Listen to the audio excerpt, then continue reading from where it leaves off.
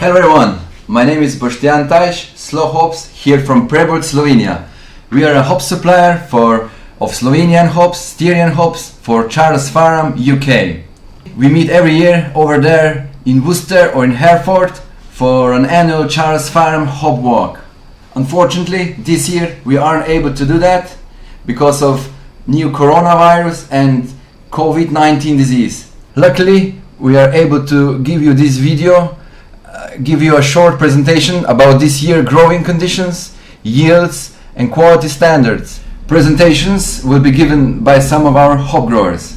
Definitely, we can say we are noticing one of the best crops in last 10 years. We really hope you will enjoy this video, get the insight of this year growing conditions, and we really hope you will be able to brew with our hops and get the best possible results in your great beers. So thank you very much for your attentions, and we are looking forward to meet you next year over there in Worcester or in Hereford, UK. Zdravo Simon, kako gre? Ja, solidno, v redu. Katero sorto ubiraš? Trenutno ubiram sorto Styrian Eureka. Je neka poprečna, mogoče malo bolj podpoprečna letona. Tudi kar se tiče kvalitete je zelo v redu. Ostale sorte, ki si jih do zdaj obral, si zadovoljen z letino? Z sortami Styrian Aurora in sorta Styrian Gold sem zelo zadovoljen, je bila nadpoprečno letona, medtem ko sorta Styrian Dragon je bila podpoprečna.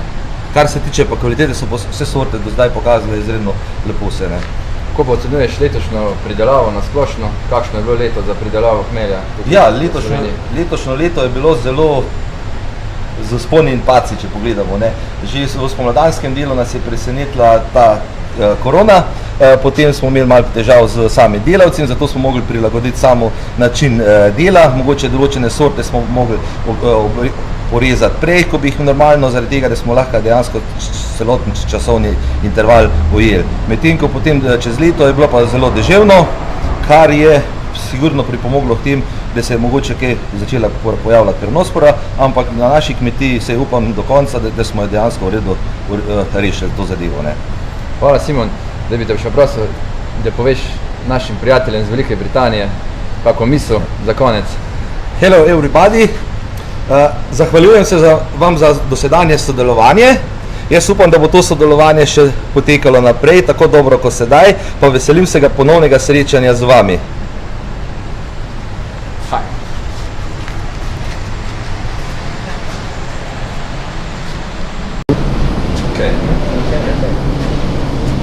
Hi, now we are here with Jernej Ribic, young hop grower from Roje Šempeter.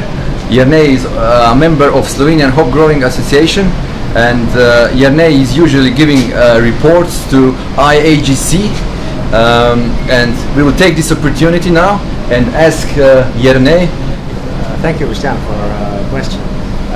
International Hop Growers Convention is a global agency which represents globally hop merchants and hop growers. It's working within 4 main committees: executive committee, economic committee, scientific technical committee, and committee on regulatory organization. And in the last meeting, in the middle of August, we were discussing mostly about the crop 2020, and we talked individually on the member states. And for Slovenia, I can say that this year we are producing hops on 1,480 hectares, from which is 78 hectare first year's crop. We mainly produce Styrian Aurora, Styrian Celea, and then follows Styrian Bobek, Styrian Selinski Golding. Also, we are producing some new flavor varieties as Styrian Wolf, Styrian Dragon, Styrian Cardinal, which we are implementing to the craft scene in the last 5-6 years, and we are giving quite interesting feedbacks from the brewers who use it in their beers. For Slovenia, I can say that we have very good weather conditions despite the very dry and above average temperatures in spring, but then follows very favorable weather conditions with enough precipitation, more than enough I can say, and also cool temperatures, which very good develop the hop coins. And the first analysis from the institute show us above average alpha acid levels and also essential oils. So I can say that we are expecting good crop.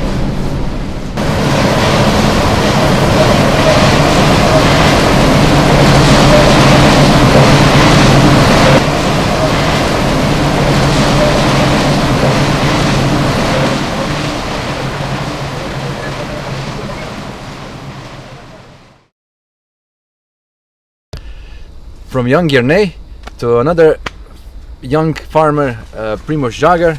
Primož and his family grow different hop cultivars, different some old school varieties and also some new experimental varieties. Primož is very much known as a very experimental person, and therefore we will hear a presentations from Primož. Hello, Primož. Zdravo, Primož. Lep pozdrav. Kak si? Pa bo, Sreto biranja. Sreto biranja. Ja. Omenil sem, da gojiš na svoji kmetiji več različnih sort hmelja. Mi lahko poveš, katere sorte se gojiš? Ja, gojimo Auroro, prvo Golding kot tradicionalna slovenska sorta, Aurora, Celeja, pa to so, pa seveda Bobek, to so tradicionalne sorte. Pol pa še imamo nekaj novih sort, kot so Wolf, Kardinal, pa še neke nove sorte, ki niso slovenske. In nekaj novega so bila ameriška sorta na slovenskih tleh. To pomeni z novim karakterjem, z novim okusom in tudi z novim imenom. Tema dvema novima slovenskima sortama smo dali tudi dve novi, močni slovenski imeni. Ja, res je. To sta Tolar in Krpan. Super, Primož. Zredna kvaliteta, Primož. Taka, pa tudi kar se tiče, je kar lep. Čiste. Take.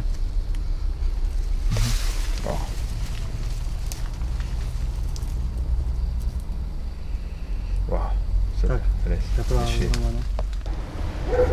Hi, now we are here together with Franci Gajšek. He's also my uncle. He also grows hops, and he will give us now a short presentation about his perspective of this year growing conditions. So, Franci. Letošnja letina je za nas, tako ocenjujem, uspešna letina, saj pričakujemo uspešno obiranje, tako količinsko kot tudi kvalitetno, saj so bile letošnje vremenske razmere dokaj ugodne za pridelavo hmelja, saj se že kaže tudi na vsebnost visoke alfe v vseh sortah hmelja. Lahko kar govorimo že za nas, da je to kar tiče kvalitete, nadpovprečna letina. Naš, če še malo pridelek, naš domet kmetije v kilogramih, ali pa če letošnjo leto malo ocenjujem tam okrog 70 ton hmelja bi bilo pridelanega. Nazadnje nam še ostane sam, da pozdravimo naše prijatelje v Veliki Britaniji in jim kaj zaželimo. Ja, jaz vam zaželim, dragi kolegi, ne vem kaj gre, nekaj jih poznam tam, bi še bili naprej zvesti kupici našega slovenskega hmelja. Držite se, Slovenija je v aromatskih hmeljih number one v svetu.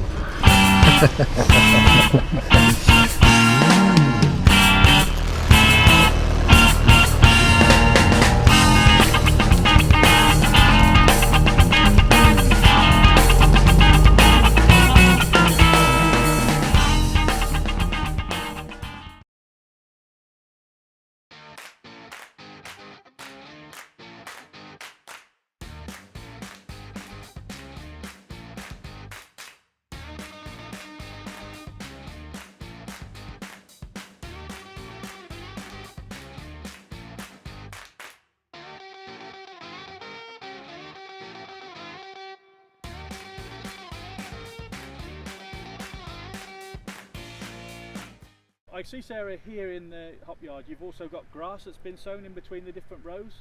Yes, we've planted some grass strips to improve the soil structure, to hopefully mop up any excess nutrients and weeds down, for the biodiversity of the hop yard. It also improves the soil structure in between the... Yes, it'll improve the soil structure because eventually it will be all incorporated into the soil next spring. Because the next job on here now is to go through...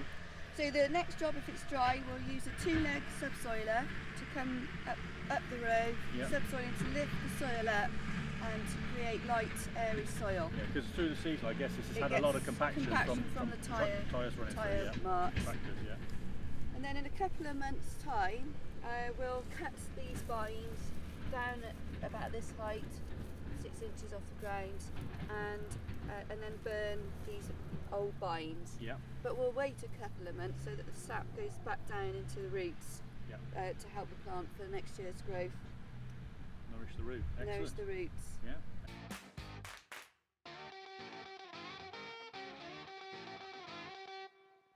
So the job today, Sarah, is to get in these hops into the picking shed. This is the start of the process of harvesting, I guess.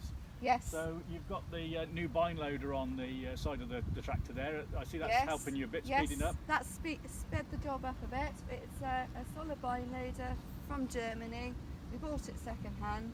We did adapt it slightly because our headlands are much narrower than the German headlands, but it seems to be working really well for us.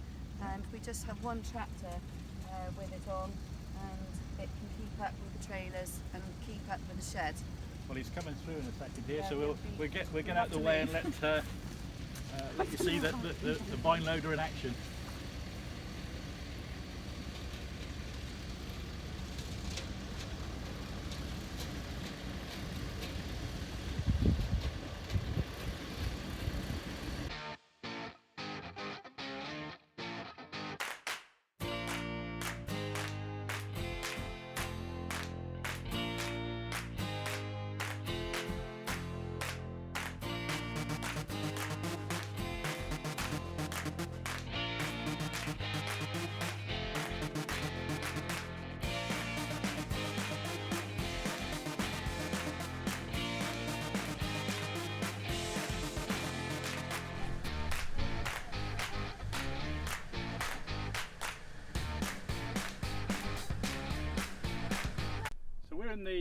We're in the hops now at Pridewood Farm.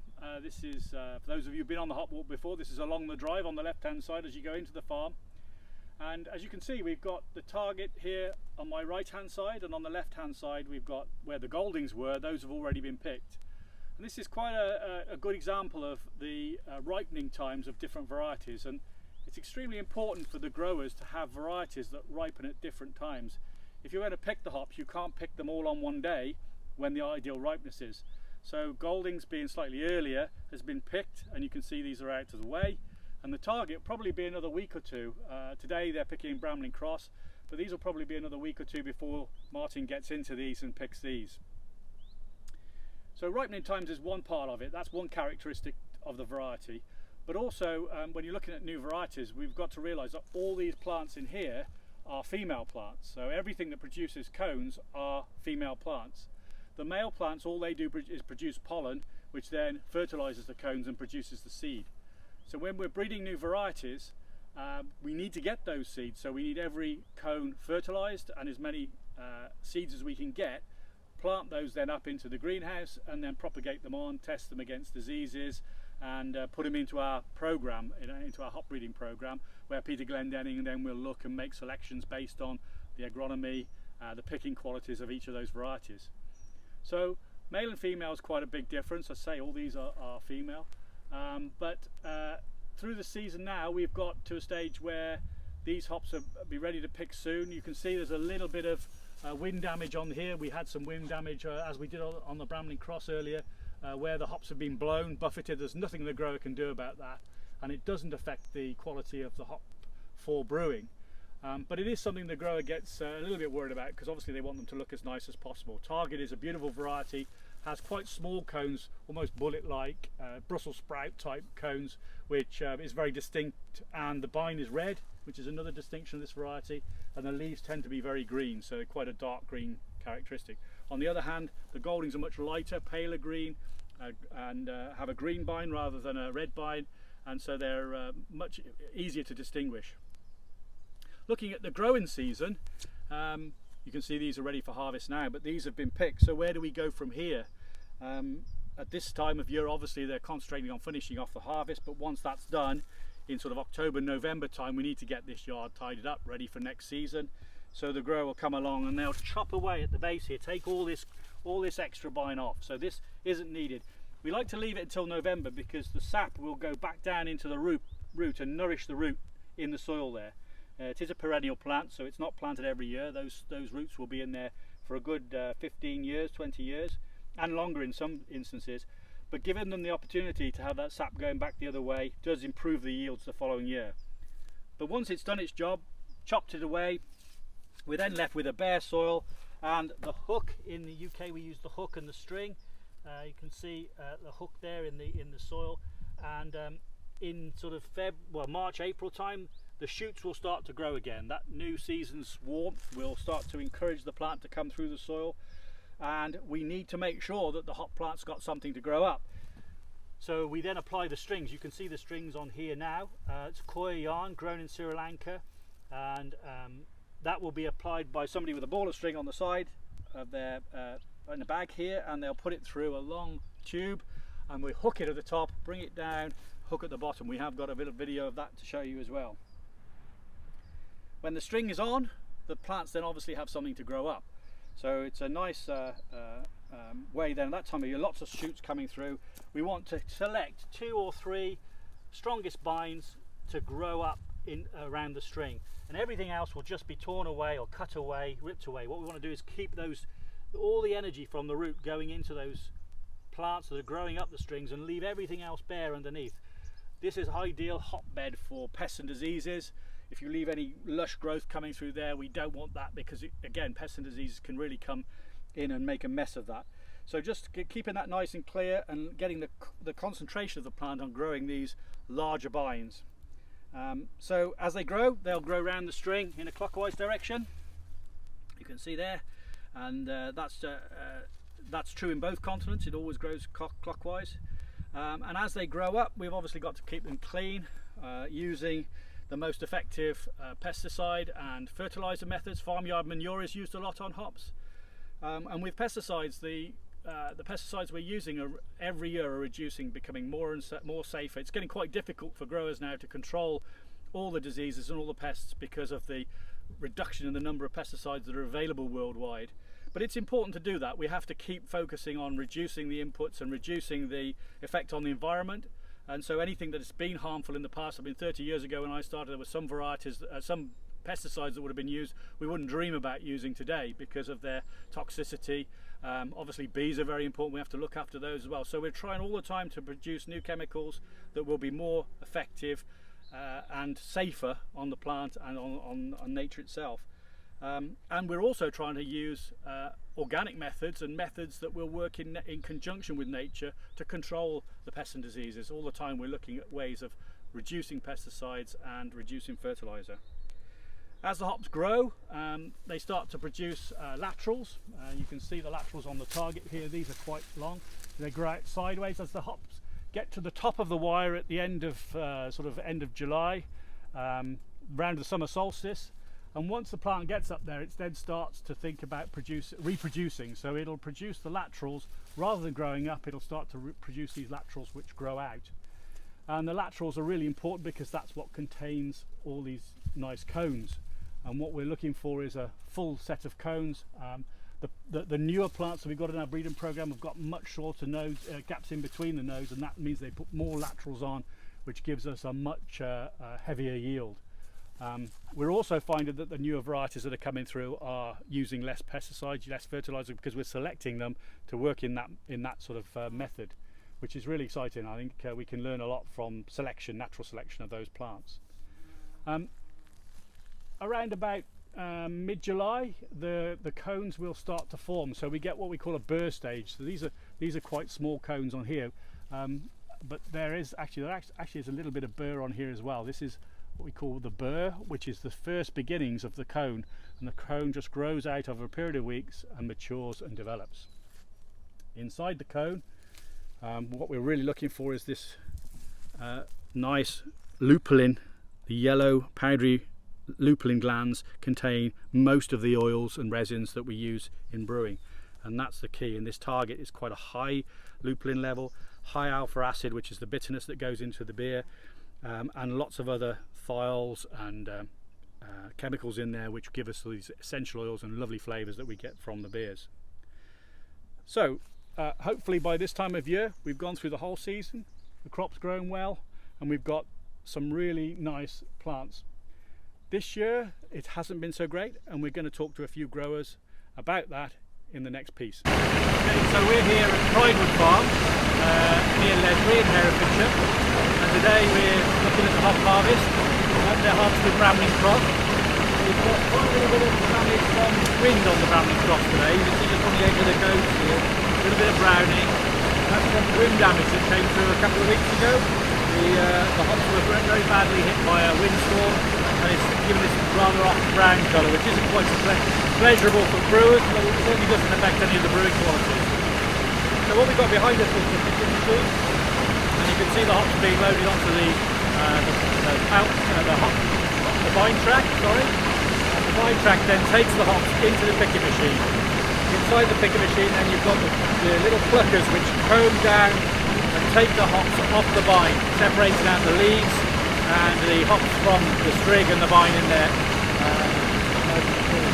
There are two machines here. The first one is a check machine which combs off gently all the outside cones, and the hops drop down into the second picking machine, which is a brush picker from the UK, and that then gets the rest of the hops off that are in the centre of the vine.